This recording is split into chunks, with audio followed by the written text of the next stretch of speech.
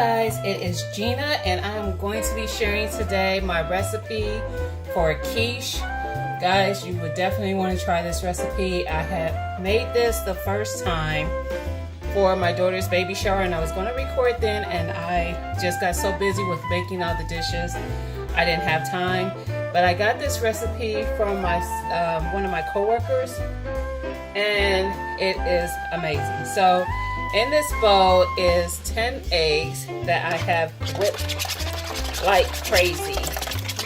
Like, look, you want to whip these eggs as good as you can because that's what's going to make your quiche turn out really good. So you want to definitely give these eggs, you want to whip them just really good, guys, trust me. So I think they are whipped up pretty good. So now I'm going to start adding the other ingredients to it. And trust me, there is no fine order to the ingredients in which you need to add them. So, to these eggs, I am going to be adding some hash browns. And this was just a regular package of hash browns. This is about 1/3 of the bag. And that's how much you want to add to this, is 1/3 of your bag of hash browns. So I'm going to add that.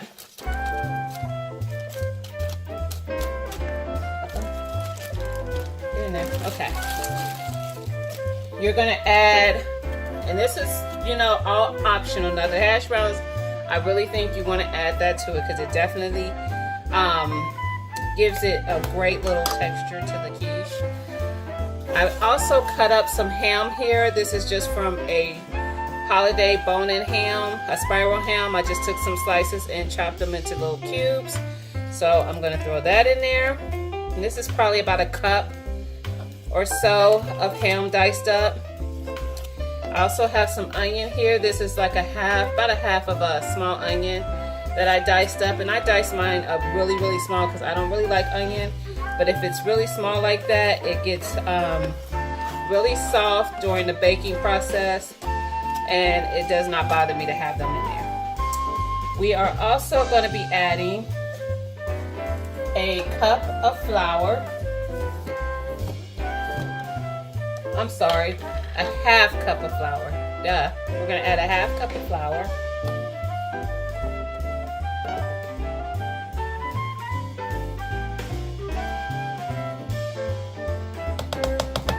Go ahead and mix that in.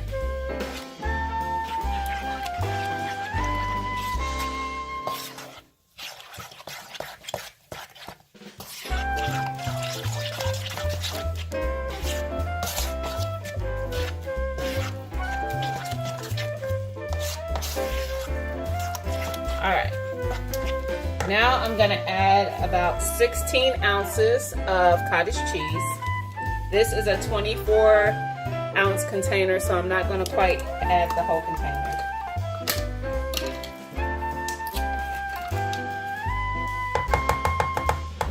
I'm not going to use that. I don't want to get egg in my container.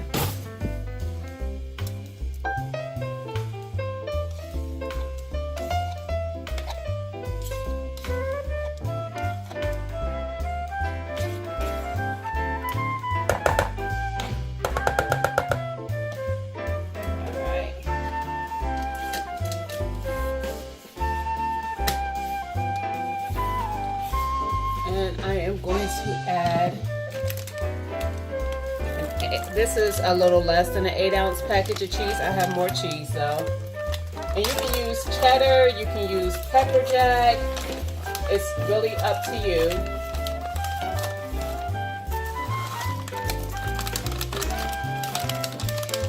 In total, I'm going to use about 16 ounces of cheese. So I'm going to add a little more cheese to it. And then the rest of it, I'm going to add on top.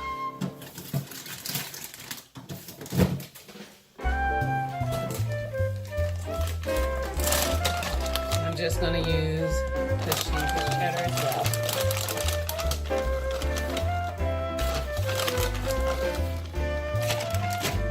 Alright.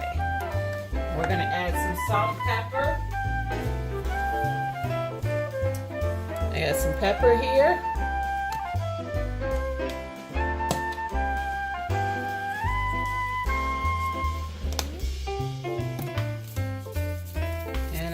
add just some salt.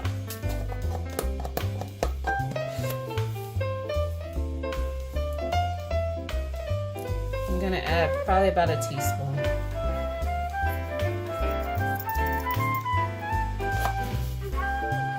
And the last ingredient that I'm gonna add is a stick of butter. I'm gonna melt this up and I'm gonna add that as well. And when you melt your butter, don't melt it till it's really hot. Just melt it, I'm gonna microwave it. I'm just gonna microwave it enough to melt it down. I don't want it to be too hot going into my quiche.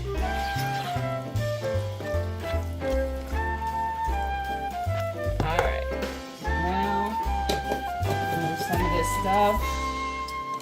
I'm gonna melt down this butter. Could have did that beforehand and I wasn't thinking, or else I would have.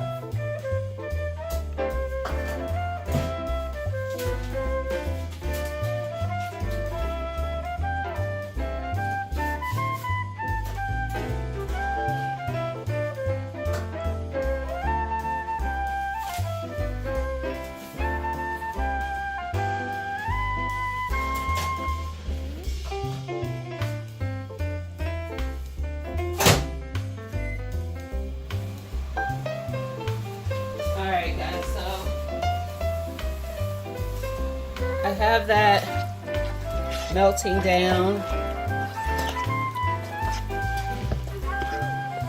While that's doing that, I'm just going to put some of these things away.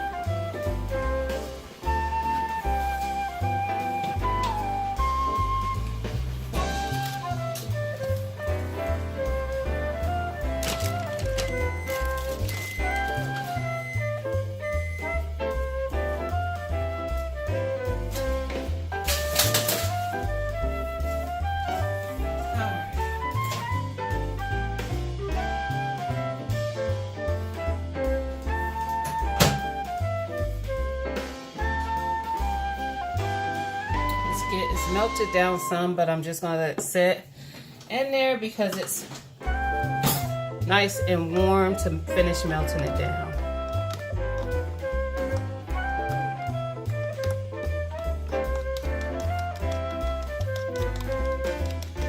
See, it's just a little piece still in there that's not melted down.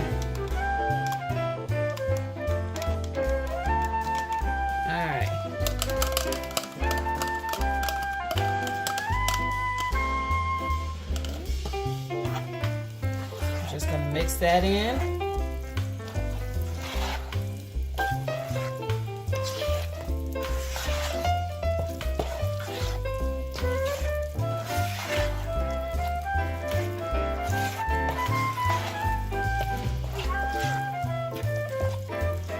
And the reason I really like this recipe is because it also freezes well. So if you want to make this ahead of time and freeze it, you can do that. You can omit things. If you don't like onions, don't put onions in it. If you like other veggies like green peppers or spinach or whatever, put that in. You don't have to use ham. You can use sausage, you can use bacon.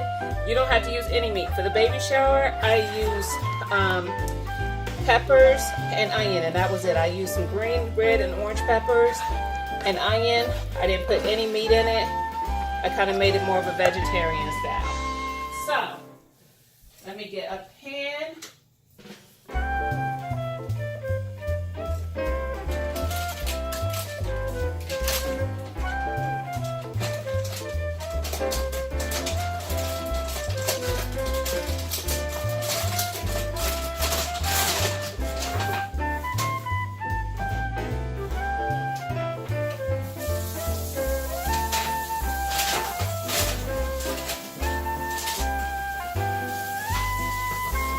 Using an aluminum pan, guys.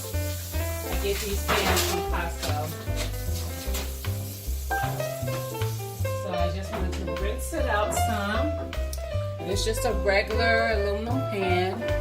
Like I said, I get a 30-pack of these at Costco for, I don't know, I think it was like $6, $6.99, something like that. It's really inexpensive.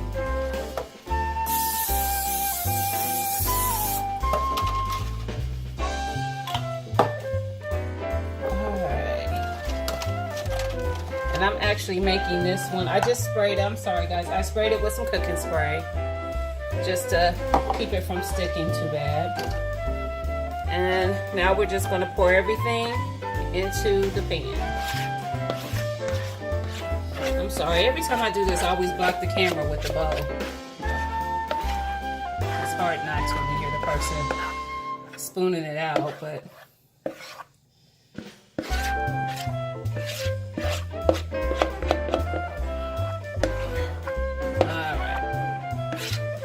all that goodness.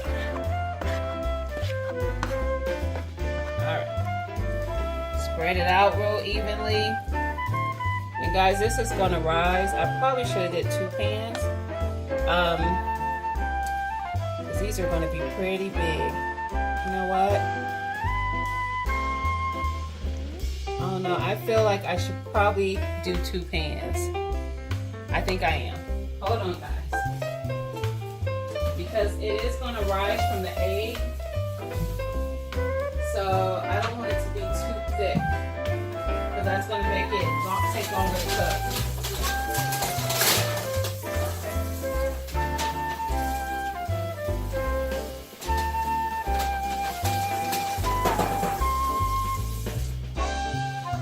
So we are going to make 2 pans of it. When I made it for the shower, I doubled the recipe and I ended up with 3 pans. And it was just the perfect thickness. So, like I said, I don't want it to be too thick. And I think that was going to be too thick.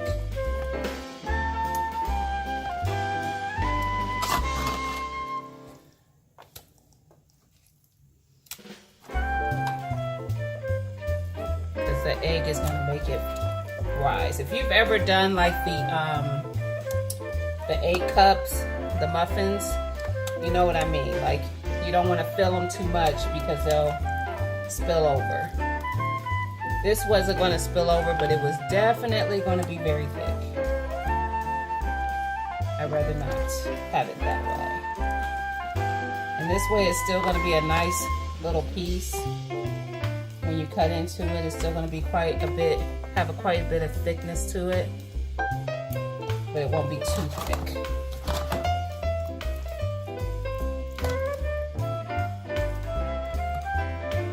Alright, so we ended up with 2 pans of it. This one still has a little more in it than the other one does, but that's okay. I might scoop out one more scoopful to put over here, but it'll be fine. So, now I am going to put this in a preheated 400-degree oven for 15 minutes. And then I'm going to drop the heat down to 350 degrees for 30 to 40 minutes. So, total cook time is going to be anywhere from 45 to 55 minutes for these guys. So 400 degrees for 15 minutes, drop it down to 350 and let it bake 30 to 40 minutes. So kind of check it about 25 to 30 minutes in the second cooking time just to see what it looks like. Do a toothpick in the middle or something.